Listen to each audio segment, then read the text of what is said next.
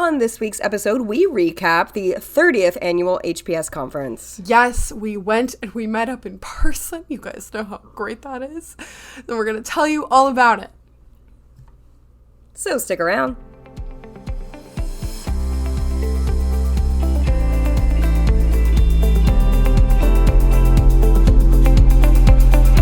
Hello and welcome to Rare with Flair. The podcast where two best friends with the same rare disease are out here living our best lives. I'm your host, Casey. And I'm your host, Cassandra. Wow, guys, we have a lot to catch up on before we even dive into this episode. We sure do. And I can't wait. And I feel so refreshed to be back at the pod after seeing you in person. It's always so nice to come back after seeing each other. So magical. It's lovely. I love it. Okay. I love it so much. You want to start? Tell me something that's been going on. Well, I'll tell you two quick things that are both blind related because this is where I say these things. Funny thing, I was just watching Love on the Spectrum on Netflix. And lo and behold, there was a blind woman on the show using an Ambutech cane. And I freaked out. I was not expecting it at all. And what a cool surprise. If you haven't seen Love on the Spectrum, go check it out. Blind representation. It's not representation in the fictional sense. It is a reality show, but that's just as cool, I think. And she had glasses, which I think is cool to see. A show that is so popular that so many people are watching right now, they get to see a woman with glasses and a cane, and that is not something we see in media typically, and it's something that exists, and Cassandra is one of those people, and I am sometimes one of those people because I sometimes wear glasses, so I think that's important. It's awesome. It's so cool. I actually have a friend who is friends with this woman who's on Love on the Spectrum, and she had told me, like, oh my gosh, my friend is on this show, like, this is so crazy. So, like, I haven't seen it yet, but that is so cool.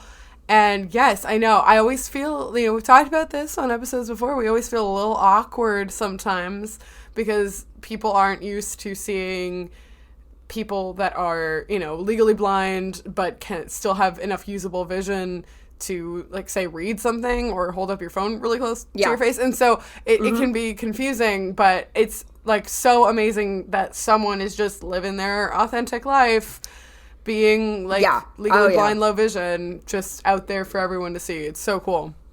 I loved it, and it was exciting for me to see.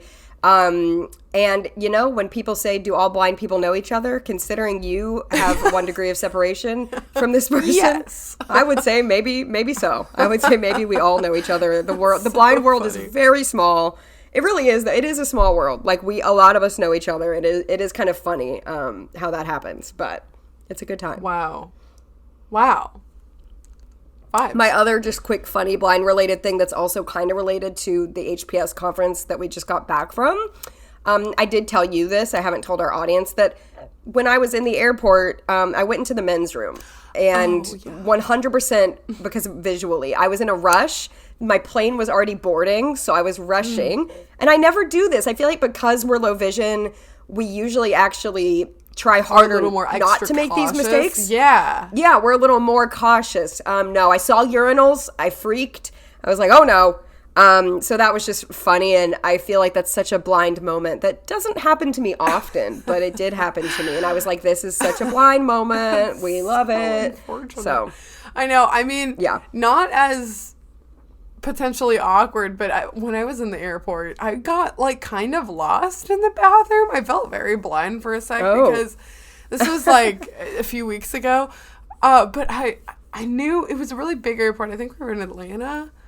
And my mom had gone into the bathroom, and I had gone in with her. And then, we each left. But I was just, like, I could not figure out where we came from. Like, I went the other direction, and I knew it was the other entrance because it had multiple entrances. I was like, I know that I'm gonna have to turn right when I get out and find them, but, like, it was just I could not find my way back.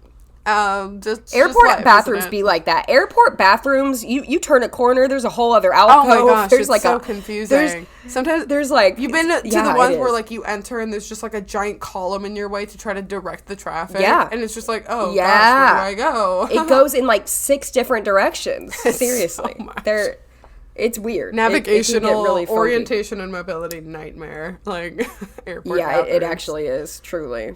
Oh but how have you been? Speaking of airport, you did go somewhere before. Oh my gosh, guys, I have not yet gotten to tell you about my trip to Italy.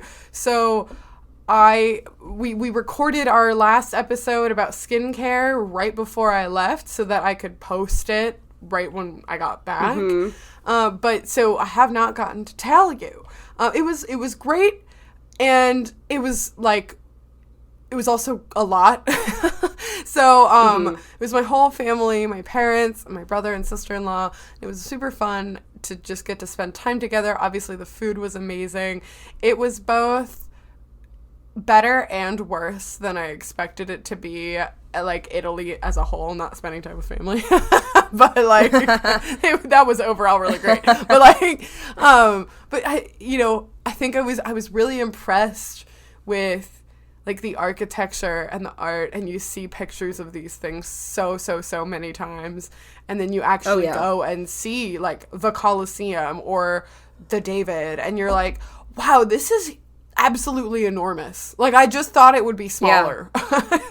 I would assume so too, just having never actually seen it in person. It was nuts. It was so wild. And so I was definitely really impressed by that.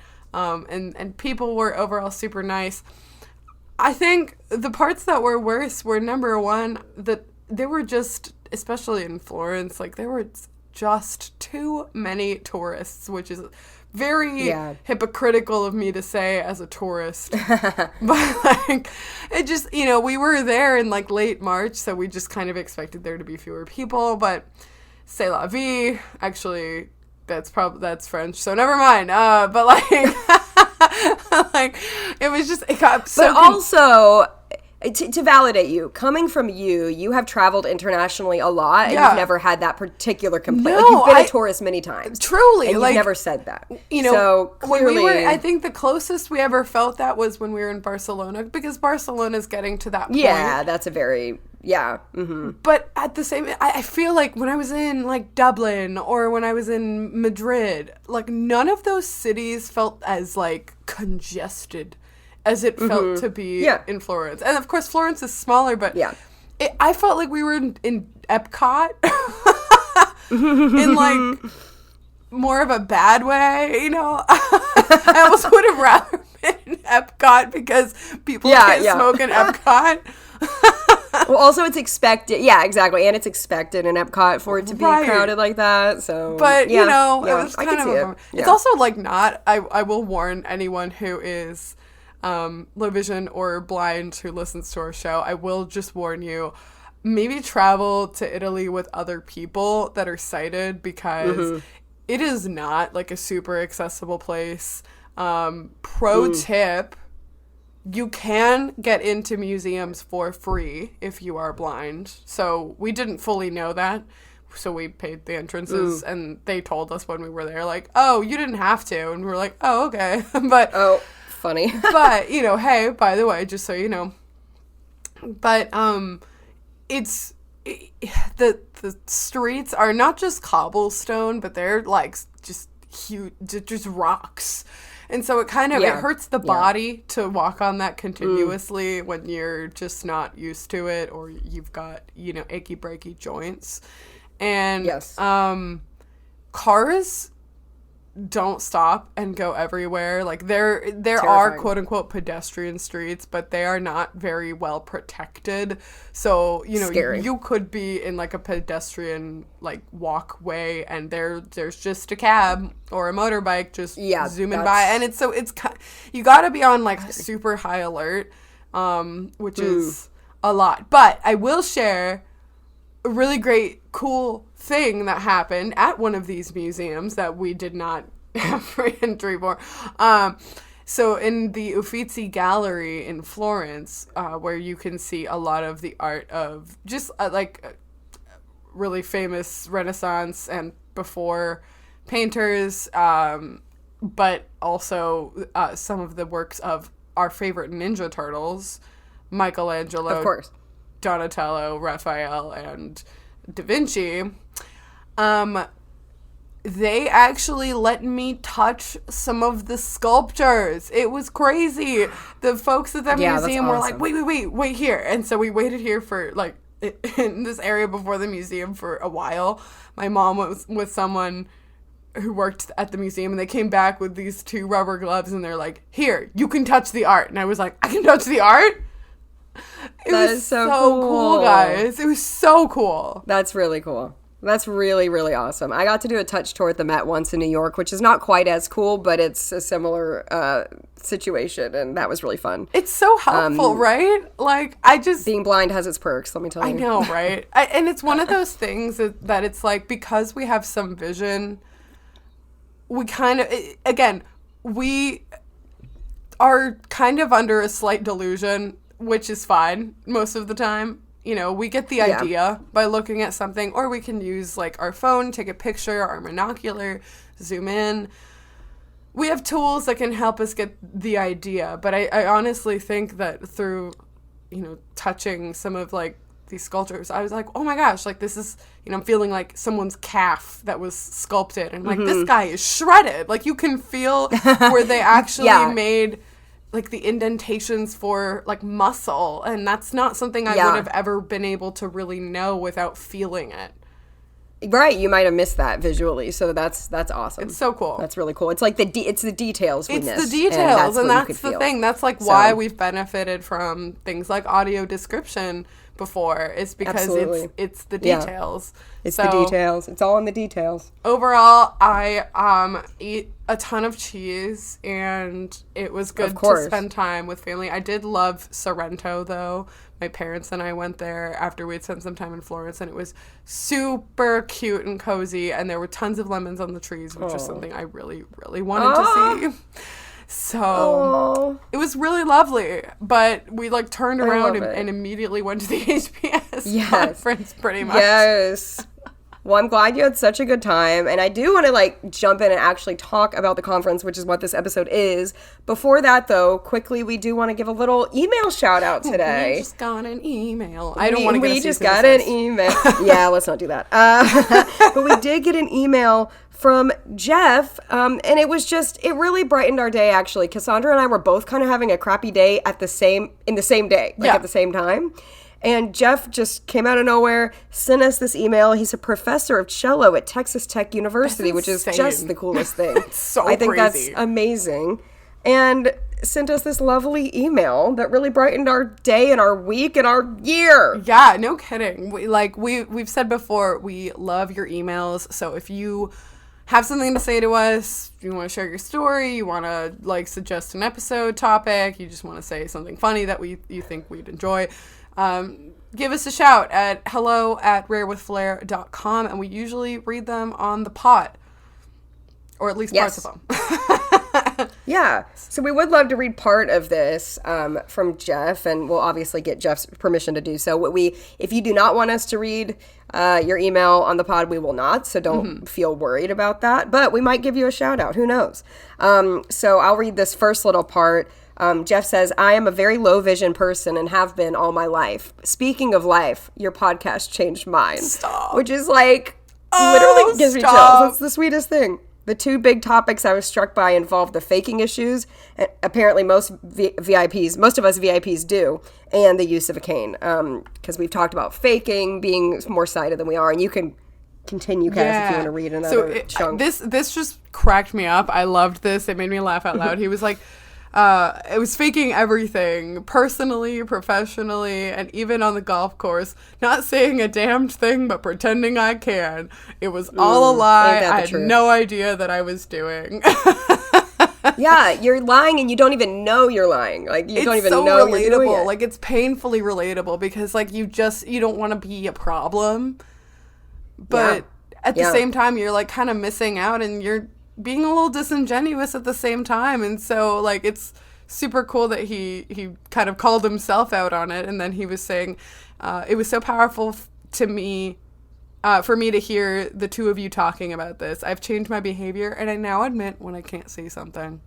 That's so great. Seriously, it's so freeing, and we're so happy for you, Jeff. And it's a journey. Like, I know it's so cheesy to keep saying the word journey all the time. We're on a journey. We're all but on our a whole journey. lives, like, we are constantly learning, and sometimes you don't learn these things until you're an adult, and it just hits you like a ton of bricks, and you're like, oh, I have been faking this, and I didn't even know I was doing it. So thank you for sharing that, Jeff. It's so cool. Jeff is also just like a really active person, and just because he's like accepted and been more vocal about his needs doesn't mean that he's stopped doing things he loves, which is amazing. And so it should, if anything, it should make you feel empowered to continue to just like do what you need to do in order to fully enjoy something. And if that means voicing your opinions, then do it. I think one of the coolest things at the end of his video, he sent a link to his YouTube channel, and he had said that he has a few recordings of some of the movements of a Bach piece. It's crazy. He said there are 6 movements in total, there's 6 suites in total. I use the music in the 5th suite so people can see my glasses and how I use them. It's a telescope mounted on glasses by this company, Designs for Vision. And I will put the link to that 5th suite in the show notes, because it is really, really cool to see. He's got these cool glasses. It literally looks like a whole monocular mounted onto glasses, as opposed to bioptics, sometimes look a little different, that are used for like driving. It looks like a jeweler's glass that they use to like see like really, really tiny things. A little bit, yeah. But it was, I mean, he's incredibly talented. I don't remotely know anything about the cello, and so I'm like, wow, this is amazing. I love the cello. It's a beautiful instrument. Yeah. I don't know anything about it, but it is beautiful. So yeah, with Jeff's permission, we will share that in the show notes. Please check it out. And thank you, Jeff, for sharing some of your story with us. And we're glad our podcast resonated with you. And that's why we do it. So thank you so much. Thank you so much. It truly means the world. And like we said, it absolutely brightens our day whenever we get anything from our listeners. Like it's amazing, because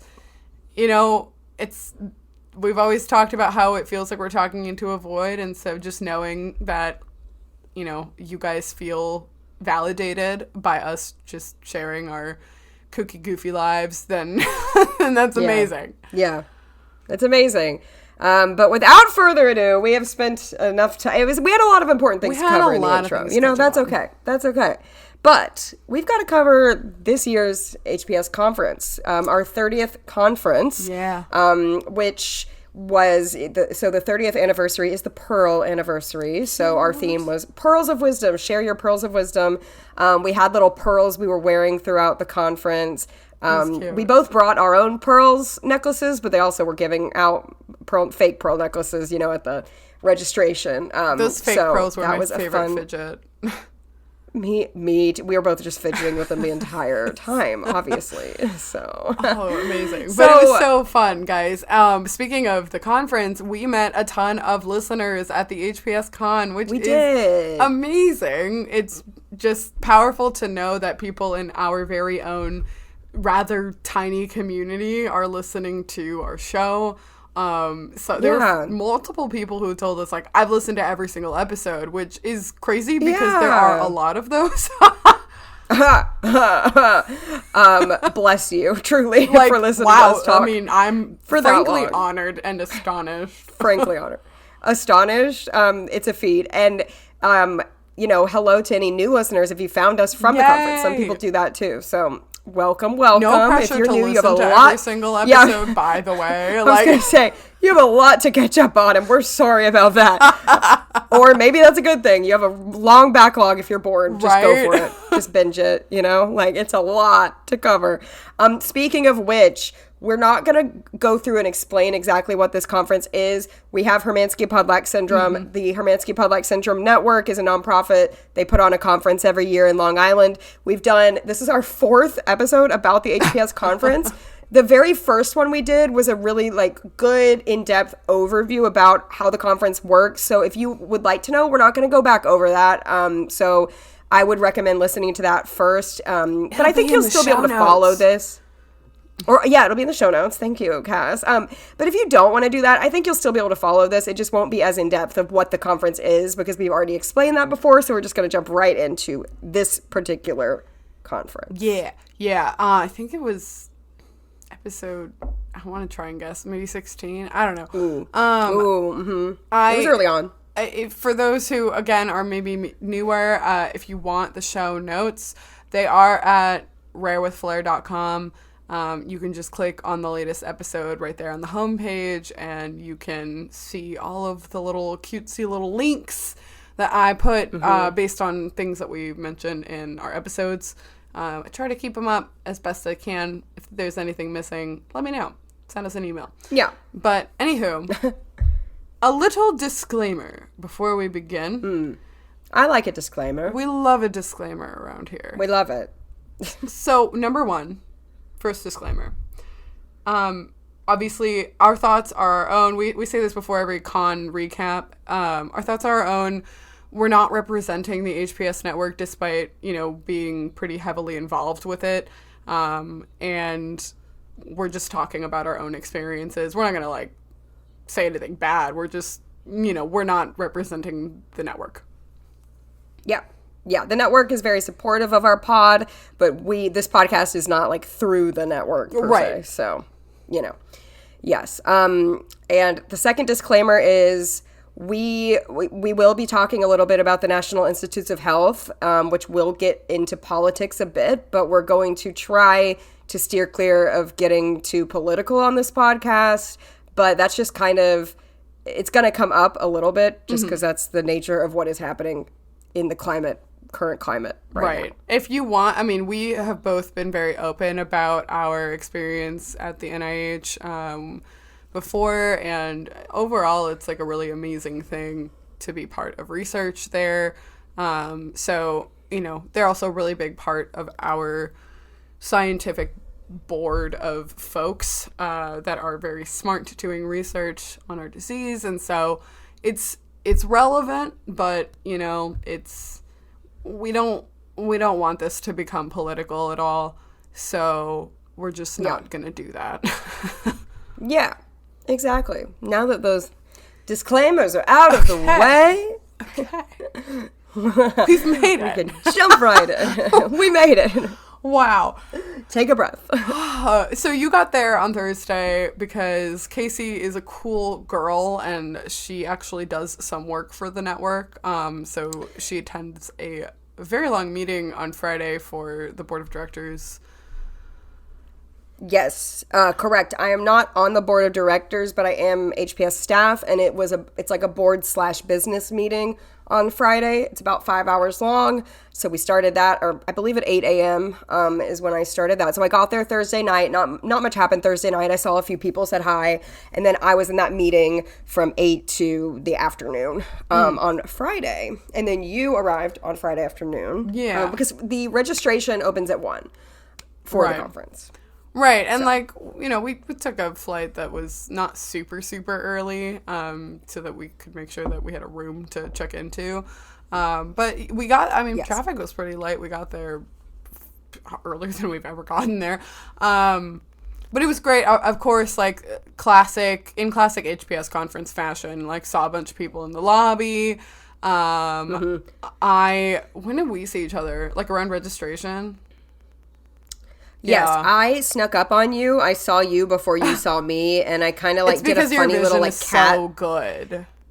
It's incredible, my vision. So I did a cat sneak up on you, and it was really fun. I was talking to someone else, and I saw this figure heading toward me, and I was like, no one could be that but Casey. I was creeping up on you. Yeah, for those of you who might not remember, our conference is always in the same hotel on Long Island, and the hotel is a character in itself in this conference. It has a personality. It's part of me. I know this hotel better than I know my own home. Yeah, I know. And And they've started updating the carpets, and it's kind of making me sad because those carpets, like, I agree. They live in my dreams and memories. I completely agree with you. They've updated a lot, but the layout stays pretty much the same. Oh, it's the same. Love that. I love that. So it's predictable. Registration was happening. And then we have a few sessions on Friday. So we've talked before, Saturday is kind of our social Saturday with sessions. Sunday is kind of our science Sunday where we have the doctors and researchers talk. But Friday, it's kind of like people are just getting there. You know, we're getting registration done. But we have a few sessions in this smaller room on Friday afternoon. And that's always a fun time. I really enjoyed some of the panels. And, kind of a mix of like medical stories, and it reminded me a bit of our podcast. So there was a panel where it was just kind of like relatable medical advice and stories, and I really enjoyed that a lot. Yeah, and I think it was also just like both like chronic illness and also relating to like vision in a medical environment, or like accessibility in a medical environment. Or just like how to navigate going to so many doctors. Like it was really cool, and it made me think that we definitely should do a pod episode inspired by that panel because a lot of the content people shared was fantastic, and it was cool because we know everyone there, so like it's like, again, we have to remind folks that like this conference is not large. How many people came? You would know. A few hundred, a couple hundred, not... Is it like, between 200 and 300 people usually at con? I would say so. Yeah, it's not a large conference. Like, we've been to, like, the NOAA conference, for example, for just albinism. That's usually closer to, like, 800 to, like, 1,000 people. Is that right? Uh-huh. So, and there's so many other conferences we've been to that are significantly larger. So our HPS conference is very small in comparison. Yeah, it certainly has an intimate feel, a family feel to it, which I really love. We pretty much all know each other for the most part. There are always some people you don't know or some new people or whatnot, but yeah. So we were enjoying that. Loved it. Loved it. We also rehoist. We rehoist the music, as you guys may or may not remember. Music is a really big part of the HPS network, and it's part of how we got studied at all at the NIH, and so we are always singing. So me and you, and then Ashley Appel, who is like the girl that inspired it all, our founder's daughter. We went up and rehearsed a few songs, and it was just good to be back in that room rehearsing. Yeah, it's definitely like old times, and I would love to talk more about which songs we sang, but you want to save that for the Saturday. I know, right? Portrait? I think I do. I thought about it, and I was like, but suspense. Yeah, I know. We can, but yeah, this is because the songs we got to sing this year were super cool. Actually, one of them that we rehearsed, which we did on Friday, was the HPS network has, I feel like you can probably explain this better, but like the HPS network started this kind of like online clothing company called Dare to Be Rare. And it's a nonprofit as well. It's its own nonprofit. It's its own nonprofit. Thank you. That's what I wanted to say. It's called Dare to Be Rare. It's a store. It's an online clothing store. And I actually really want to plug it like right now. Yes. We kind of, this conference was our big rebranding and relaunch of the store. And what makes this store really cool is it's not specifically HPS branded merchandise. So anyone with any kind of rare disease, if you have just albinism, or if you have any rare disease at all, or if you just feel like you're just a rare person in general, because we're all rare, you're a gem on your own, you can go buy this merch, and that's what makes it so cool. And you know what? Rare diseases, nonprofits, we need money. Yes. And this is a way to get it, because it is a nonprofit, but the money does go into research, and it goes back to the network that we make from this clothing. We have an awesome person working with us called Megan. Am I British? Named Megan. Named Megan. Megan has made new designs for us. daretobirare.org. Please go check it out. You can buy online. It'll be and in you the can, show notes. It's a cool way to, it's in the show notes. And it's a cool way to support us. Anyway, back to you, Cass. You can explain what you were not trying just to explain us. before I popped in. No, I love it. Not just us, but like specifically me and Case, but like specifically the larger rare disease community. But it is, super, super cool. So years ago, I want to say like 2017. You know how we are with dates, guys. Okay. It was 17. 2017. You're right. I know because I had a red pixie cut. That's how I time date things. Okay. You were thinking either 16 or 17. I was thinking either 17 or 18. So we're going to go with 17. Crazy. Because this is how we are. Yeah. I'll link just for funsies the episode where we talk about how weird we are with dates. Anywho. Yeah, we are. We were trying to promote Dare to Be Rare, and someone wrote a jingle. Who wrote a jingle? It's Joanne's son, Tommy, and his band, Ritual Talk. I love Great that. band, by the way. Okay. Yeah. So many things to put in the show notes. I know. Sorry. I'm overloading. No, it's worth it. It's worth it. So people can find it later. So Joanne, who is Ashley Appel, the founder's daughter, it's her like voice instructor. Her son, I mean, they're a very musical family. Oh yeah. So her son and his band wrote this jingle, and it's super cutesy. It's a little corny. I love it. And jingle's the perfect word for it. I wouldn't even call it a song. It's a jingle. Like, it's not a full... Yeah, it's not really a full song. It's more like a little commercial. Little song. Yeah. And it's actually on YouTube. I'm so sorry. I'm going to put that in there, too. I'm so sorry to make you do another link on the show notes. But, guys, the show notes are going to be popping this time. Go check them out. This is a perfect time to check them out if you've never seen them before. There's a music video on YouTube featuring yours truly's, both of us. And my red pixie cut. Back in 2017. So, like, we sung this little jingle back then, and recorded it, and just a lot of things happened. The network is, like, super busy doing lots of other stuff, and then the pandemic, and so it just fell to the wayside. But now with this relaunch, we were going to kind of commemorate it by bringing back the jingle. So we rehearsed the jingle, and it's cute and it's fun, and we taught it to, like, the people had the words at their tables, but, like, we ended up teaching it to people on Friday night, and we got the crowd to sing along with us. It was super fun. Yeah, and that kind of brings us into our year-end review, which happens every Friday night. It's one of my favorite. I think it's a highlight for me, for sure. It is one of my very favorite things at the con. Yeah. Yeah, our founder, Donna, gets up, does a year-end review just about what's been going on in the conference this year, what's been going on in, like, the people, you know, like our network, just like our community's lives. And that is when we did the relaunch of, and we had a ribbon cutting ceremony, you know, with the huge scissors and a ribbon. And we had quote unquote champagne. It was like sparkling sparkling apple cider or something. Yeah. Yeah, something like that. And Megan got to cut the ribbon, and the dinosaur. If you guys have listened to our last year's episode, you know, dinosaurs are like a thing in the HPS world. So the dinosaur was at the ribbon cutting ceremony, and it was a fun time. And you know, the rest of the year in review was a good time. Rare with Flair always gets a little shout out, which is so unnecessary but very sweet.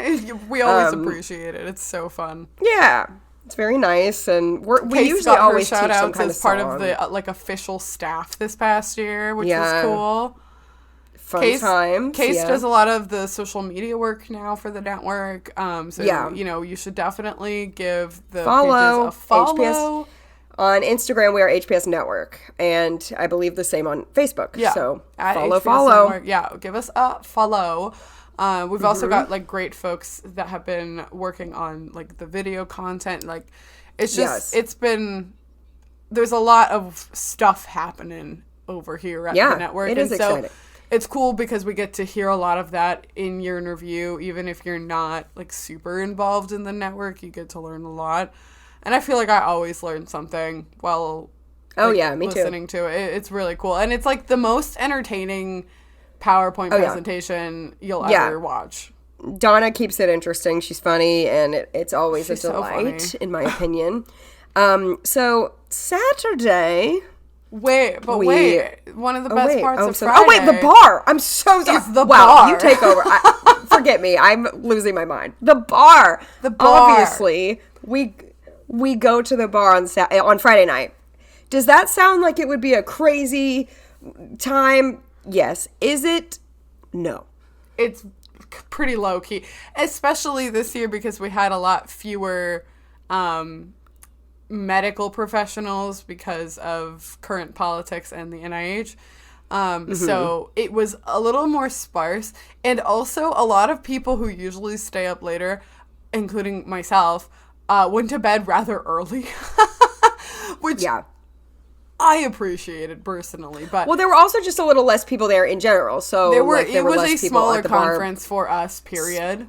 Right, so there were less people at the bar, but we went for a little while. We had birthday cake. We sang happy birthday to one of our members, and it was his birthday, and we had carrot cake, and Cass. You know, we always. Oh wait. No, we were about to say the same thing, and I want you to do it. We always try to track down doctors at the bar because this is kind of the time you can talk to them. Like, I feel like there aren't many other moments during the conference. They're usually really busy. Usually at lunch, they have like a line of people trying to talk to them, gosh, you know? Yes. So especially on Science Sunday. So Cassandra was like, I think that's one of the doctors I met at ATS, which is the American Thoracic Society conference. Yeah. And I was like, we have to go talk to him right now. And it was so cool. Like, this guy is so smart. And, like, we met him at ATS. And, like, the fact that he was ATS last May. And the fact that he, like, came to our conference was just, like, so exciting. Because, you know, we made that connection. And that, like, goes to show how cool and important ATS is. And we will talk about ATS.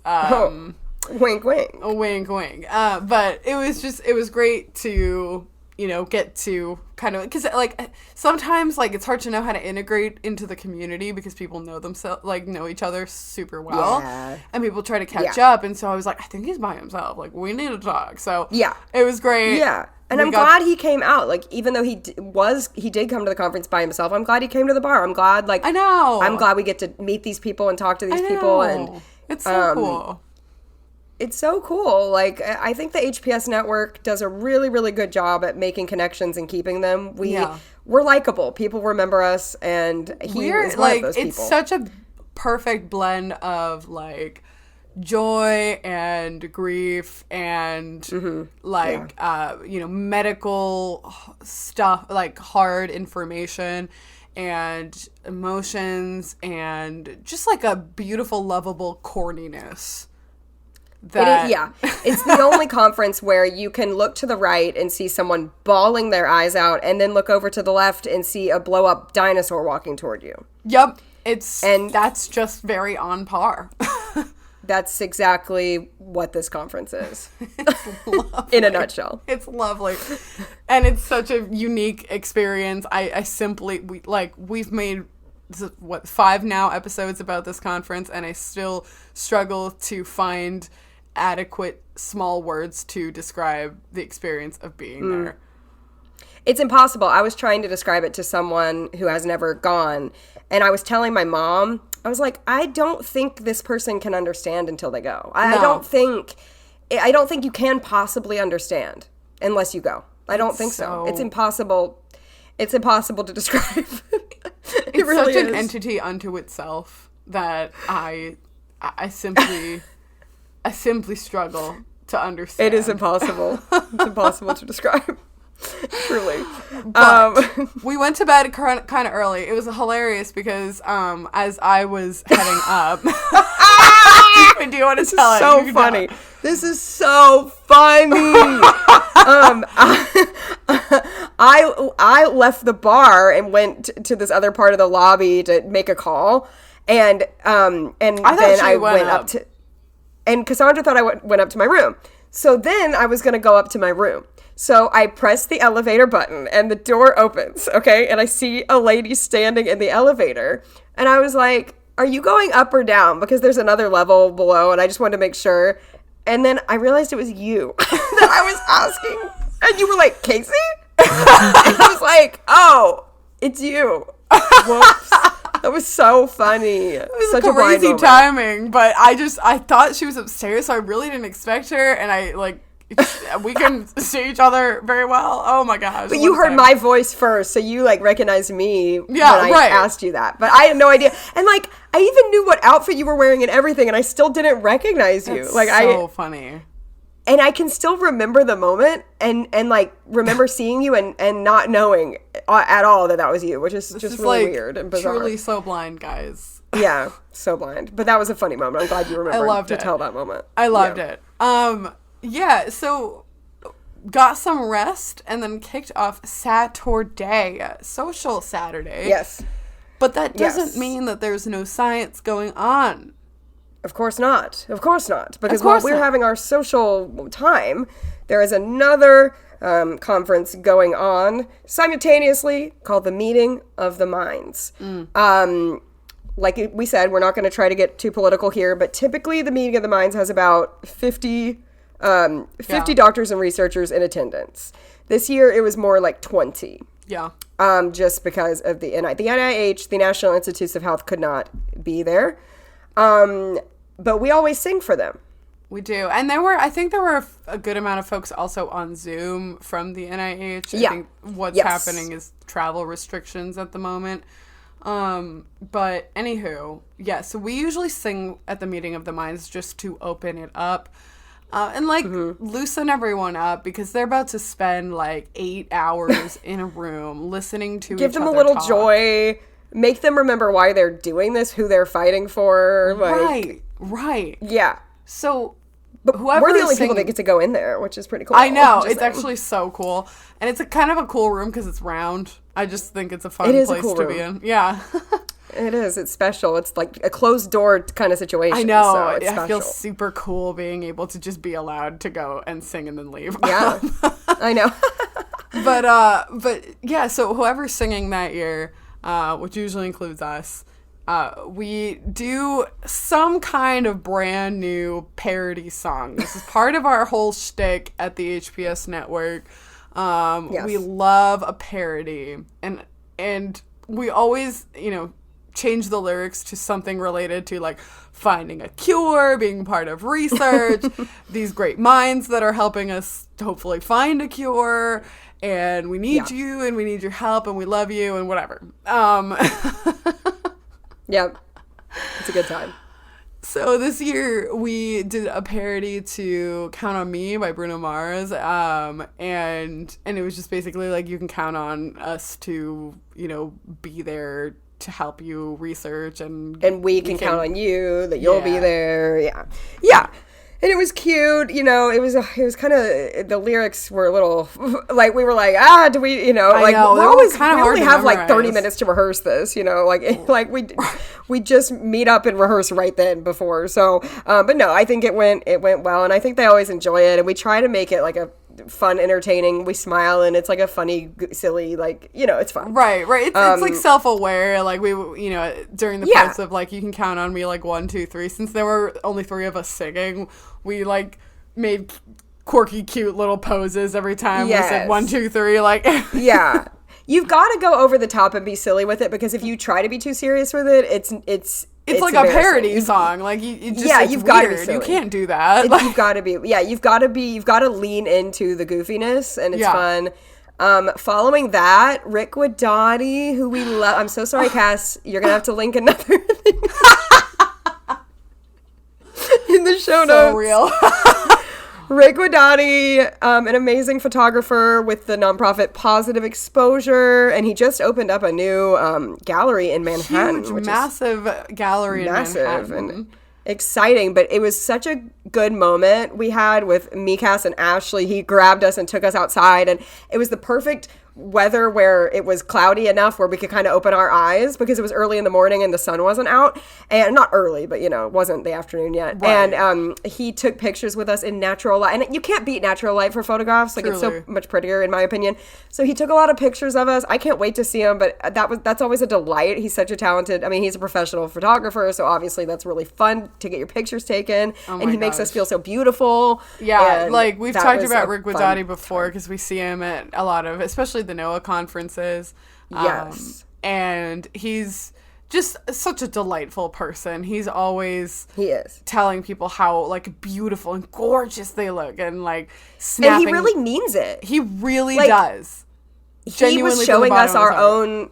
He really does. Yeah, he's not like blowing smoke up your butt. Like he was showing us our pictures like on his camera, and he's like, "Look at this! Like, look how gorgeous this is." And he really believes it. Like he is looking at you, and he is seeing like the most beautiful thing he's ever seen when he looks at you, and it's like, oh my gosh, remarkable. Like there's nothing that really makes you feel so good. More amazing. Nobody can pump me up like Rick. No, yeah, truly. Nobody can pump us up like this man. So nice. And he sees the beauty in everyone, and that's kind of what his whole thing is about. So go check him out. Absolutely. He's very talented. I will link his nonprofit's website. Yeah. He does a lot of photographs of not just people with albinism or people with Hermansky-Pudlak syndrome, but people with all kinds of rare genetic disorders, and like has a lot of really cool projects. So you should check it out. Absolutely. But Saturday morning is always highlighted by what my brain calls the family circle and what is really actually called the family album. Yes. Well, my mom and I every year for some reason call it the family home album, and I don't know how. I remember that. Oh my gosh. Why do we do this? I don't know why we can't get this. It's like home videos, but it's your home album. I don't know. Family album, where this is the only time in the conference where we all sit in a circle. Everybody. It doesn't matter if you have HPS, if you're a parent, if you're a supporter, if you're a spouse, if you're a sibling, whatever. Yeah. You sit in a circle. You go around, you say one good thing, or not even good, just one thing that happened to you last year. You can give a health update or whatever, and then one thing you're looking forward to this coming year. Yeah, that's pretty much. It usually takes 2 hours. It's a long time because, there are a lot of people at this conference, right? There's a lot of kids that are at their own conference for the kids, and they have a lot of fun and play games and whatnot. But the family album, is pretty much everybody else. Like, yeah, everybody else. And it's fun, and it's really a great way to just see, first of all, who's there, because ideally everyone is there at that con this year, and just see how, like, people are doing. And I think a lot of times after the family album, people will, like, connect with each other, and, like, catch up or talk to someone new based on something they had said. And it's a really, really cool time to just engage with people and see what's going on in a smaller conference, but still a rather large group, like what's going on with people and their lives. Yeah. And directly after that, we go into breakout groups. So the parents go with the parents, HPSers go into their own breakout group. So this is a time where the HPS adults actually have time to kind of talk. Sometimes when you're around the parents, you don't want to say as much. You don't want to scare people, or you feel like you might not be able to be as vulnerable. So this is a time for us. It's almost like a little therapy sesh where we can ask each other questions and be vulnerable. And unfortunately, the two of the women who normally host this, neither of them were able to be there due to various sad. Yeah, health three of reasons. Our pillar ladies. Part of our boards of directors actually all had health problems and could not be there, and it was just their absence was absolutely felt. Like, it's not like we couldn't go on without them, but it was definitely noticeable that they weren't there because they're all such presences.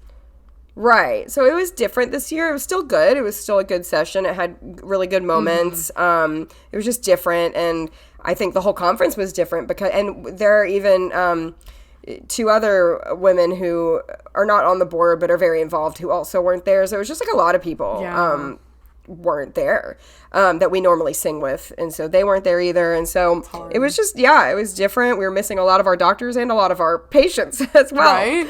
That's crazy. But that breakout and group was good. To what you said about, it's kind of hard to share. Like, I mean, HPS is a lot. Like, it's this multi-system disorder.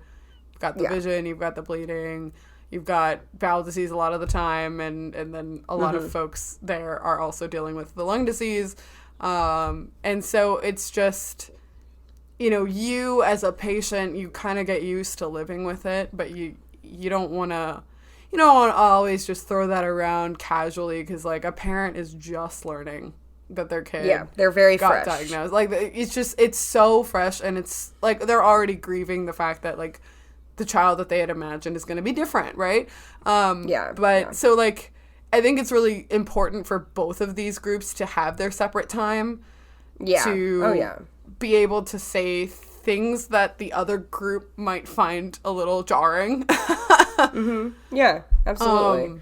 It's really good, and it's really healthy, and people can kind of ask some of those vulnerable questions to each other, even in the community. Like, what is it, I'm scared about getting lung disease. What does that look like? Or something like that. It's really important. And I'm really always glad that we get to have that time. Yeah, I always enjoy that time. For the rest of the day, before dinner, it's pretty much just breakout sessions. There are usually like 4 different sessions you can choose from. Some are more medical, some are more support groups, some are just fun, like an art project or something like that. Cass hosted a session. I did. By herself. I really liked it a lot. I thought it was a great session. Thank you. It was pretty short and sweet. I had an hour, but honestly, it only took like less than 30 minutes. But you did answer some questions. I did answer some questions. I didn't want to go on too long. So I talked about I was given the topic just broadly of like assistive tech. And so I'm really like passionate about making sure that people with low vision understand the power that they have with their smartphone, and all of the things that you can possibly do with it. So I talked about different settings that you can put on your phone or enable to make your phone easier to see, using your the built-in magnifier in your device, using full screen zoom, stuff like that. And then there are a few new things that I recently learned about that I just thought were fun and I wanted to share, including that if you didn't know, your phone can identify the laundry symbols on the tags if you take a picture of it. Cool. That's really cool. So, I don't have a link. Actually, I might have a link to the presentation in the drive. Someone uploaded it there. So if I'm allowed to link it, I will try to link that presentation if you want to hear about assistive tech. Also, your phone has built-in white noise. I just wanted to tell you that because... Yeah, I love that information. It's crazy cool. It's under your accessibility settings, under the hearing menu, and it's just called background sounds. It's so cool. So cool. So yeah, you did an awesome job. Thank you. Directly following that, we did a session together. Wait, before that, so because Casey is doing a lot of the social media work with HPS Network, she hosted a little content clubhouse. I had a content clubhouse. I got a lot of really good content, actually. I just had a room to myself where people could come, and I shot some video of them. So that was really great. And yeah, not much more to say about that, but if you check out our social media, you should be seeing some of that coming up, so that's very exciting. Yes. You'll be seeing it. A really good reason to follow the HPS network. Yeah, very true.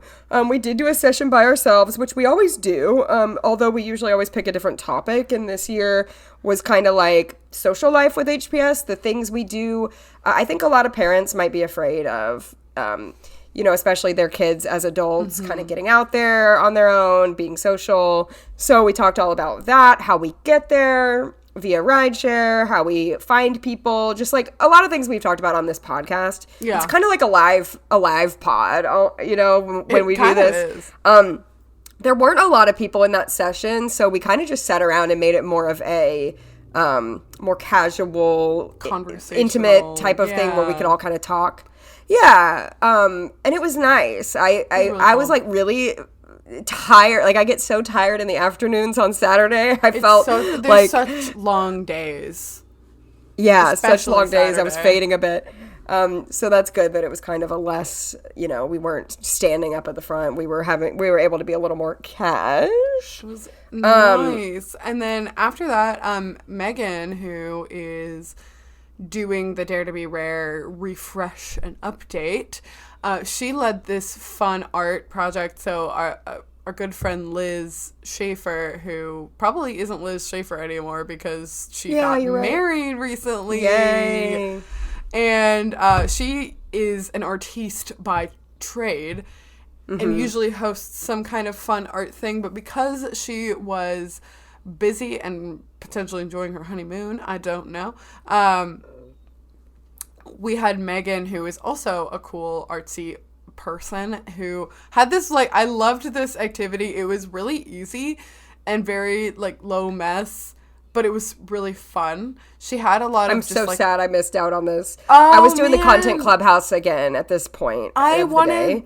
I wanted to, I'm really sad. Like, it was really fast, so I was hoping that you would have had, like, a chance to get to do one later. I know, me too. It's such a packed weekend, but basically she had these flat rocks and some paint markers, and so another big symbol with the HPS network is, so we've got an awareness ribbon that is like red with black dots on it, and the reason is because of our bleeding disorder. So in your blood you have platelets, they help you clot, and one of the diagnostic factors of Hermansky-Pudlak syndrome is that if you put those, like a sample of those platelets underneath an electron microscope, our platelets don't have these little dots that normal platelets have called dense bodies, and they release like clotting factors, basically like gluey stuff that helps your blood clot when you get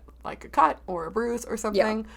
Yeah. So we just bleed more easily, or like we bleed a lot more. It takes a lot longer for like our bleeding to stop because our platelets are a little ineffective. And so like we have these dots everywhere and a lot of red and black, and so then that naturally leads us to like ladybugs. And so we've got a lot of like cute red and black ladybugs all over the place, and this craft was like drawing a little ladybug on this cute flat rock, and then on the bottom of the rock we had a sticker that had like information about the Hermansky-Pudlak syndrome network and a QR code to our website so people can like learn more about HPS. And the idea is to, like, there are some areas in different communities where you can put like painted rocks, and the idea is to like take that and leave it there, and then maybe someone can learn about HPS. Yeah, it's so cute. I really liked that idea, and maybe if there's some leftover rocks I can get one sent to me, then I can paint it. It was really fun. I hope very so. cathartic. I hope so. At that point, we start getting ready for dinner. If you're an old-time listener, you know this is like the highlight of the conference. It's our big fancy, like, multiple course meal dinner. Everyone we have dresses awards. up really nice. Yes, and we have awards. We have entertainment. This year, the theme was Under the Sea, going with the Pearl theme. So I liked the decor a lot. It was like really cute, like Under the Sea themed lighting and blue and purple. Super a little cute. Photo backdrop with shells. So it's about time to talk about what we sang. The songs. Oh, I'm so excited. So, yeah, go ahead. So like we sung 2 songs at the dinner, right? So we mentioned we did 4 songs in total for the whole weekend. Yes. We did the jingle, the Count on Me parody, and then the 2 songs here at the dinner. All right, just for everyone keeping count at home. Yes. It's a lot to keep up with. The first song we sang was obviously Part of Your World from The Little Mermaid. And I say obviously because Under the Sea. Come on. That was a lot of fun. So fun. It was me, Cassandra, and Ashley once again.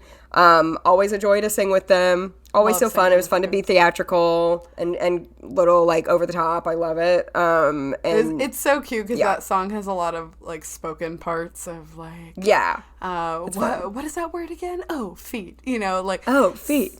So we kind of took turns doing those, and it was cute and just a blast to sing. It's a great song. So I loved getting to do that. Our whole dinner and that whole experience is filled with all kinds of goofy fun things besides the music. There's usually some dancing. So some of our younger members put on a dance routine to The Archer by Taylor Swift, which I was really excited about. Loved that. Me too. When they were like, we go down for sound check before anyone gets let in for dinner, and they were rehearsing at the time I came down, and I was like, excuse me, what's this? Excuse me? Yeah. Loved that. We had like pirates coming in dressed up. Oh my gosh. We had Ariel and Sebastian and all the little kids made little fishies during their the kids conference, and they came out with their fishies. We also played a lot of games, and it was really funny because Kristen, who MCs this with me and another guy named Chris, Kristen had planned these games, and she said, okay, we're doing this hula hoop contest. And I said, Kristen, I was like, I have to do this. I'm a master hula hooper. I have to do this. And she was like, I already chose the people. Sorry. And I was like, oh, okay, no big deal. You know, whatever. I was like, but if you do a second round, like, let me know. And so they do the first round, and one of our other staff members, Michelle, comes up, and she's like, are y'all doing a second round? Because a lot of people are requesting they'd like to come up. And I said, okay, this is it. And so I did the hula hoop contest, and I won. Guys, and she, like, absolutely smothered the competition. And I'm glad, you know what? I'm glad I won because because I was all talk. Like, I was such big game. I was really concerned. I was like, she's like, I'm a hula hooping master. And I'm like, yeah, I said that. And I was like, I better not. I know. I was like, I better not mess this up because I just said over here I'm an expert hula hooper. And then this would be so embarrassing if I messed it up. Luckily, I won. Oh, yeah. And she won multiple times over because one of the people, or I don't know, someone wanted to challenge her again later. It was the guy who won the first round. To challenge so it was me, like she still won. Yeah, it was she dominated. Anyway, so that was really funny and fun and unexpected. That was a good time. So fun.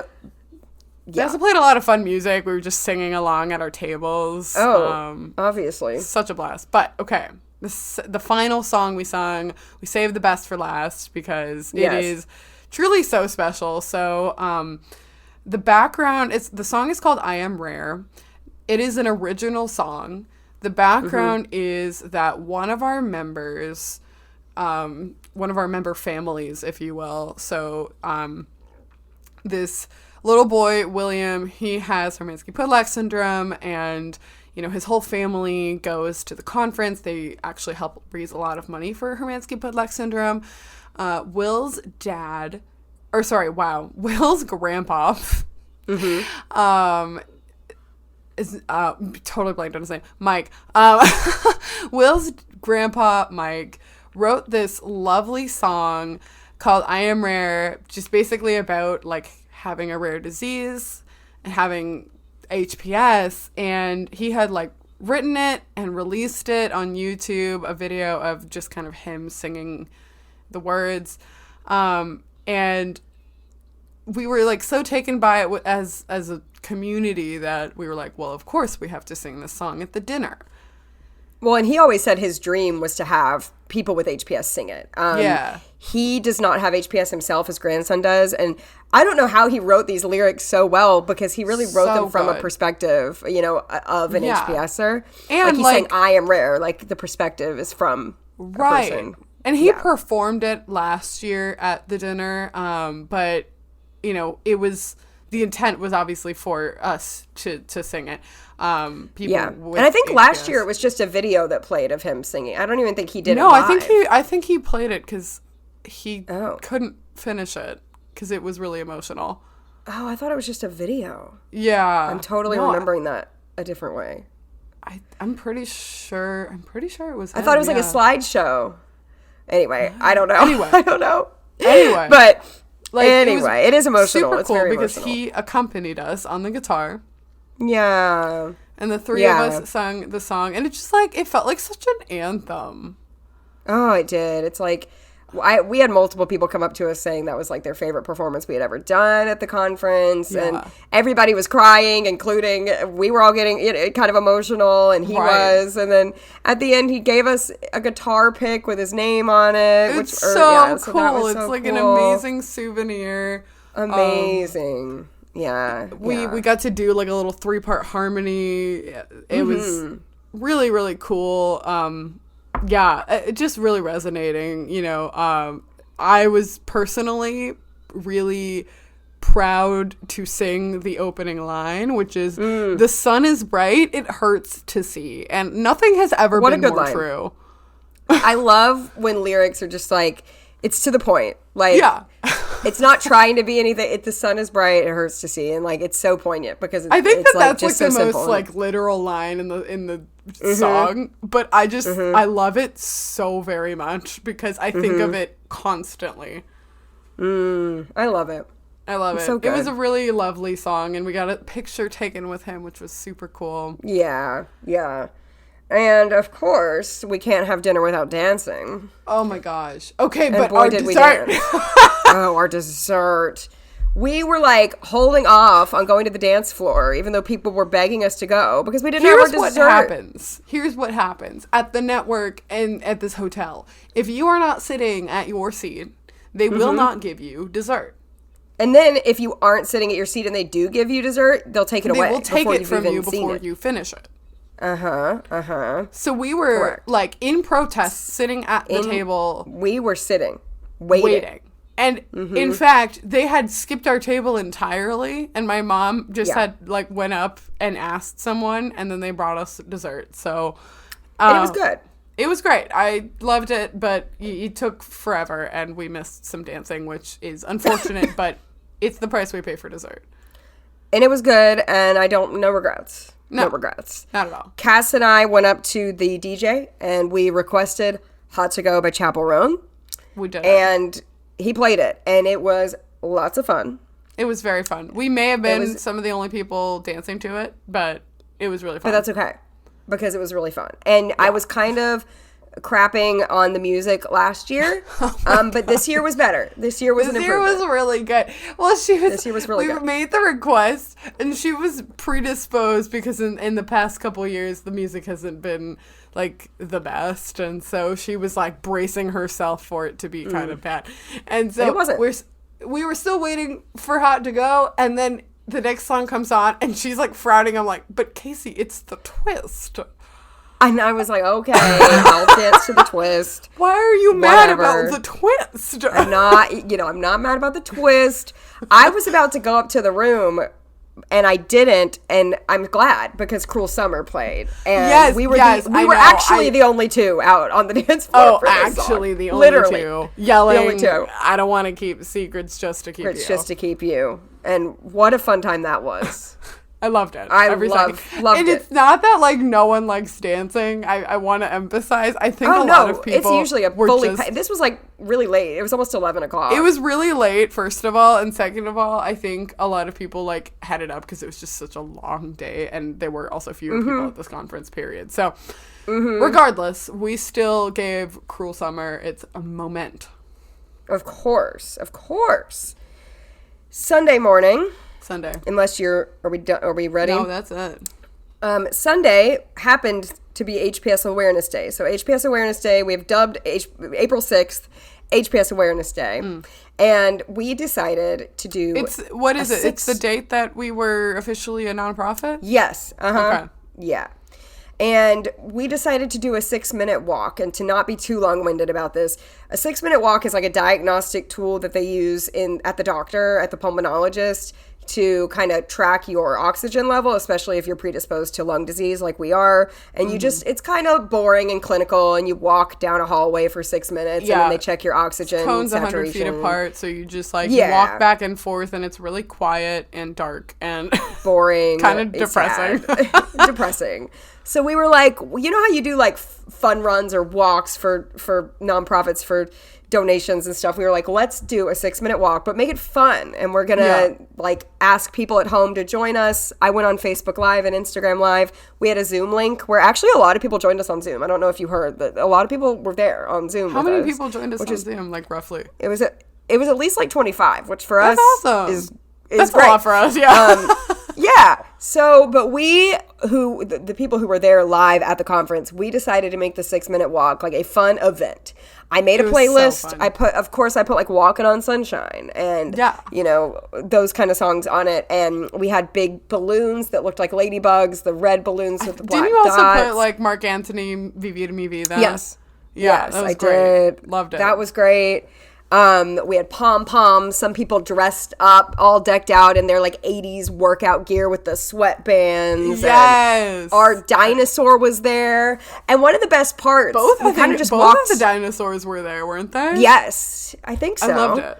It was so fun. And one of the best parts was like we were walking in a circle essentially for 6 minutes all together. But I liked that we had cheerleaders like standing off to the side like you would at like a race, Like some people decided to kind of cheer us on instead of doing the walk with us. So as we were walking by, they were like, "Whoa, yeah!" And it was so fun. It was so cute. And like at the place that you were busy on live.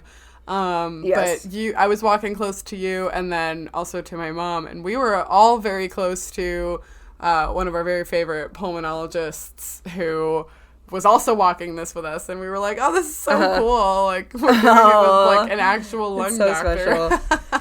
And it's a great way to start off Sunday, because Sunday is a very serious day. It can be a sad day. And so it's a good thing that we started it off with a really fun, crazy time. It's also just like a dense day. Like you see many presentations for many hours at a time on sometimes what can be pretty dry and medical. So it was a good way to get the blood flowing. We also watched something I will link in the show notes. Oh, gosh. One of our member moms who is like super talented at editing videos. Her name is also Kristen. There are multiple Kristens. Yes. Kristen Bouchaw is a really talented editor. She probably wouldn't say so. Like, she always denies it when people say it. Yeah. And it's weird because she's really good at it. She's amazing. But anyway, she put together this really, like, just super well edited 20-minute video about what it's like to go to the American Thoracic Society conference and why it's so important, and kind of the history of how we started doing that with our founder, Donna. It's a really good story, I will tell you. I will not spoil it. It's great. Yeah, it is really great. I will link it in the show notes. It's so good. Like, honestly, it's just really watchable. Like, it is. It's so good. It's not only is it so well edited, but it's just a great story. I'm in it a lot because I was there. No, but I'm not, and it's still great. I'm not in it, and I still think it's incredible. It's really good. So yeah, it's really good. Check that out. We watched that. And then it was time for all of our mini doctor sessions. We have like a pulmonology session. We had a kidney session this year, which was new. One of our important doctors from the NIH still gave his like classic kind of like HPS 101 or HPS overview. And like that was super cool just to even see them on Zoom. Yeah, they did do it virtually, and I've got to give props to our tech team because it was really well done. You could hear it well. Super smooth. Like, we were able to ask questions, and they could hear us, and it was smooth. Minimally laggy, yeah. Yes, very grateful that was so smooth because it just was really disheartening not to have them there in person with us. It was. And so, I'm glad we could at least see them on Zoom, but it still wasn't the same. Right, yeah. We have our gastroenterologist give kind of just an overview talk about the GI disease of HPS. And immediately after, and he's always around lunch, either right before or right after lunch, and there is a queue long for him. Literally, a queue. And like Disney World. It truly. And like, he was coming after he had finished and everyone was applauding and my mom was like, go, he's right there. So that was me last year. I hunted him down last year. I waited at the door of the room that I knew he was going to come out. I had questions for him. I needed to talk to him, and I like chased him down and I was his first person, and then my mom was like, hurry up, there are people lining up, and I'm like, okay, but I'm not done yet. Oh man, it's so funny. It's great to be able to go talk to them and ask your questions in person. How amazing is that we have that opportunity? What a privilege, truly. We had a meeting of the minds overview, which is always so cool. Like, it's, of course, it's unpublished data that, they talked about in the meeting of the minds. Super secret closed door meeting. Super secret. It's just cool to even know roughly what they were talking about. Yeah, they give us updates on their poster presentations and what they talked about, what they learned, and it's awesome. So I loved hearing that. Yeah. We had a new presenter this year kind of talking about, like, the secret sauce of what it takes to, get a drug for treatment for your disease and the things that are really important to have. And, like, the very first thing is community, and this presenter was like, this is something that you guys do extremely well. And I'm like, yeah, I got to agree, because this is just such a tightly knit space. Like, it is... the camaraderie is incredibly strong. And it's cool for, someone who doesn't know us as a community that well. Like, this was this presenter's first conference, and they're a medical professional. Like, the fact that it was their first experience seeing all of us together, just knowing that we had such a strong community, like, I think that speaks for itself. It does. Oh, it really does. That makes me almost emotional because it's true. It's so true. Yeah. Yeah. Yeah. And then we do usually a wrap up, and then, like, the wrap up is typically like, this is the standard of care for patients with Hermansky-Pudlak syndrome, kind of just a summary of everything, and it's kind of like your take home action items by our chairman of our scientific advisory board, and he's wonderful. So we also usually sing on Sunday. Sometimes it's like a totally different song that we, like, last year we kind of, like, in a hurry rehearsed a song. Yeah, we did. Sometimes we sing the song that we sang for the meeting of the minds, but sometimes we do it on Saturday. At some point, we sing it for the folks in the general conference. And so Ashley and I sung the Count on Me parody at the very, very end. Yeah. It's usually a slideshow. I wasn't feeling too hot, so I went upstairs for a bit. Like, that's unfortunately. I hated to miss that, but it is what it is. It's such, like, this a is a chronically ill conference thing. It's a very demanding truly, if anyone's going to understand, like, it's oh here. yeah. And obviously, also a lot of like, people... Oh, go ahead. Obviously, I wouldn't want to leave. It was, right. It's just how it is sometimes. So I know. But also, like, a lot of people kind of leave throughout the day because we go until, like, 4 on Sunday. So sometimes people will just have an earlier flight and then leave. So people take off. And so there's even fewer people at the very end, so it's not like you missed out on that much. Very true. We always do. One of our members, Tommy, always puts a slideshow together of all the pictures he took throughout the conference that year, and it's kind of a fun little closing. I also missed that, so I don't have much to say unless you have more to share about that, but unfortunately, I wasn't there. But yeah, there's usually like then the conference is kind of officially over. There's usually some kind of tear down. And then whoever's around, we have pizza later in the evening down in the hospitality suite and just kind of chit-chat. For the last few years, Cassandra and I have stayed till Monday, so we can take our time on Sunday. Personally, I think it's really hectic to try to pack up and leave on Sunday during the doctor sessions. I did it many times. I've done it many times, and it's possible, but I like staying till Monday to kind of be able to relax. We did it, almost every time pre-pandemic, and it kind of worked also because I was a student we were in school, right? It was different.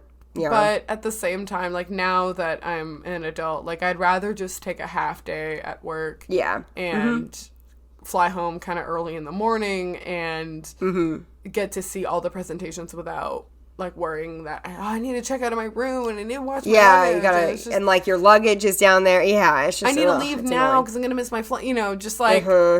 We get to really experience it all, and then we have kind of a little unofficial dinner on Sunday, and just get to chit-chat and be casual with everyone, so... Yeah, that's always a fun time. Cass and I found ourselves, for some reason, sitting, like, on the floor in this dark corner for some reason.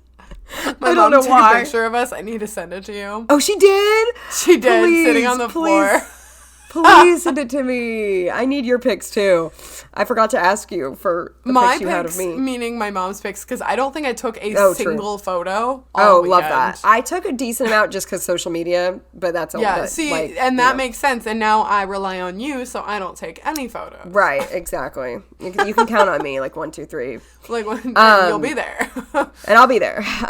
But yeah, we had a good time chit-chatting.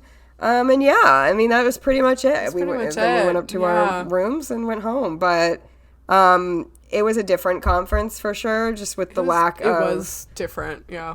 Yeah, but it was still really good. I think the 6-minute walk was a highlight that we hadn't done before. I think the dinner is always a highlight. The Dare to Be Rare store launch was a highlight. So there's definitely still a lot of really exciting things on the horizon and exciting things going on.